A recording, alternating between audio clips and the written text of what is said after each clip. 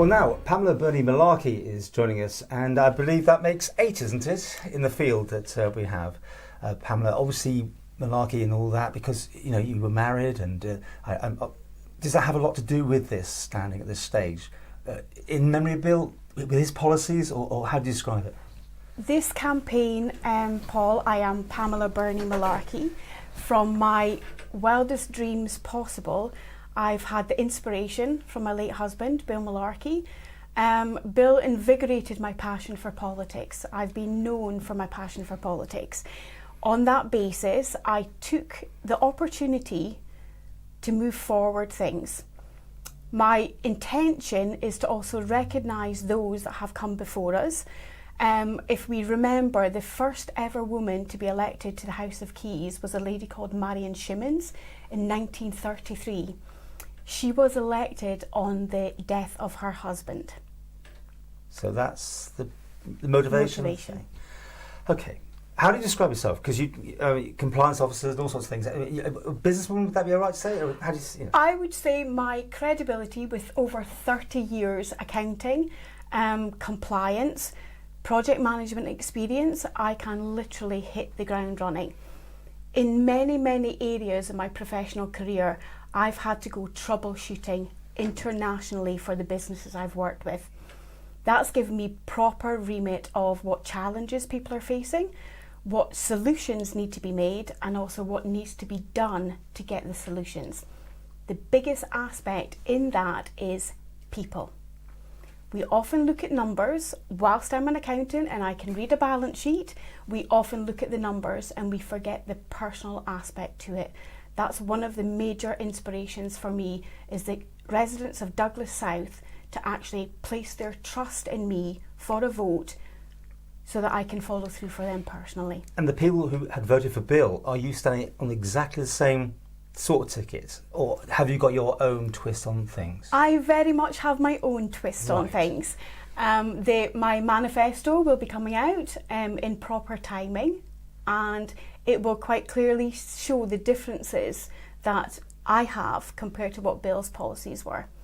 Now, my policies are rather challenging. In my declaration, I did state that I have some eye-opening issues that I want to raise. Eyebrows will be raised in my manifesto. Can you give us a hint? Wait for the manifesto coming out. But if you went to the door, right? I mean, I was saying to everyone, what would you say to the people at the doors, on the doorstep? Many people in Douglas South already know me. Mm-hmm. I've been heavily involved in charities over the years on island. When people see me, they know there's a compassionate area to things.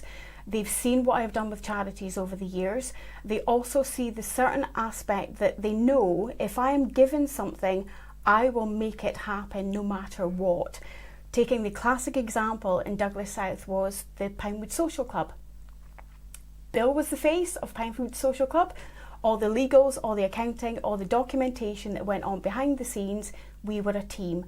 The beautiful people that formed the social club, we had one aim in mind, and that was to open it as a social club, and it's doing wonderful these days, and I'm very, very proud of everyone who supports the club and those who are involved. So you see that as the local issue, the one that stands out? There are many local issues. Local issues I find around Douglas South. For me personally, knowing what's coming forward, the landlord bill is going to be a big one. Also, for my potential constituents in Porose and Annaker, the fixed term tenancy is a big one.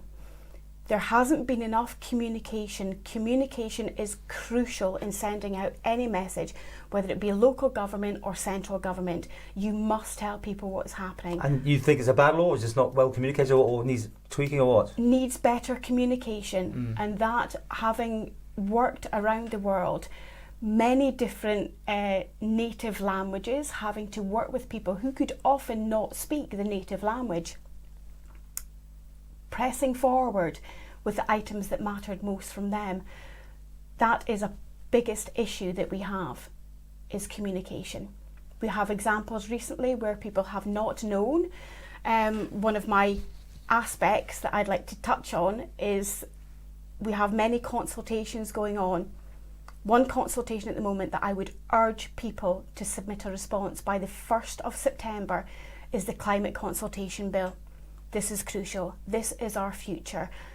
Climate crisis is affecting every single one of us. It's an intergenerational matter that everyone needs to be aware of, and we need to act now. I would urge people to fill in the consultation that's online. Right. So as a national politician, you see yourself, or do you see yourself being able to do both things quite easily? I mean, where would you like to be? Would you like to be in government? My absolute aspect, my number one priority is to serve my constituents. That's the first goal or target. The second is what needs to be done and what has to be done for the island as a whole, all residents of the island. Thirdly is the wider aspect of challenging both nationally and internationally. We, during the unfortunate circumstance we found ourselves in with coronavirus, we have done amazing things locally. We need to look internationally now. The big train is about to hit, coming soon, Brexit. 1st of January next year is technically the date that the United Kingdom will leave the European Union. The preparations for that we have made wonderful and good inroads into, but we need to stand as a nation and say what is important to us. The first one that brought it up, actually, because what was such a big item was obviously being parked by a lot of people. And on the lockdown, do you have a view on open borders, shut borders, or how the government's doing? The government's doing very well from a physical perspective. From an economic perspective, we have a long way to go. And I would like to, in my previous roles as championing causes in a business context, I would like to champion those causes for our economy. Our economy will not be fixed overnight. Our economy is going to struggle for at least the next 3 years. As a potential MHK or as a candidate, we must be aware of all aspects that are affecting our residents. Have you got any particular bill you'd like to see, with your name attached to it straight away? You got any particular passions there? There are 2 bills currently coming forward, and I would love to see those through. One is the domestic abuse bill, which is utter paramount. The other bill I would like to mention is the sexual offences bill. Both of those are crucial. During the last few months, we've seen the dramatic increase in domestic abuse because of the coronavirus and the lockdown. Sexual offences has a long way to go. I would like those bills to have a more humane aspect to them. That aspect being giving recognition and reward to the charities who have seen us through the pandemic, the physical side of the pandemic. Those 2 charities are Victim Support and Samaritans. Without those guys locally, we would be in a much different state. Okay. You got presumably an idea of where you'd fit best in Tynwald, in House of Keys, sorry. Would you like to tell us where if you had the option of which departments, where you'd like to go? No department. Oh, go on. No, you won't go into the department? No department. What, for the first year, or? This 12-month term needs an MHK who will absolutely go in and represent the constituents of Douglas South. This is not a time to be aligning to any particular area. There's 12 months to take action. We must take action. So totally independent and just scrutinising and putting your... Scrutiny is the key area that we perhaps have not quite come up to scratch. Well, that's what the MLC's meant to do, aren't they? MLCs, watch out for my manifesto. Oh, do you want them or you don't want them? Watch out for my manifesto. Okay. If you didn't get in, would you be standing again the next time round? Those sort of questions, get a feel of how committed you feel you want to be as a politician. Do you see yourself doing this? I always have the remit of people have doubt over people being career politicians. I think after 30 years in business, I have a lot to offer. If that results in another term, I would absolutely stand for it. All right.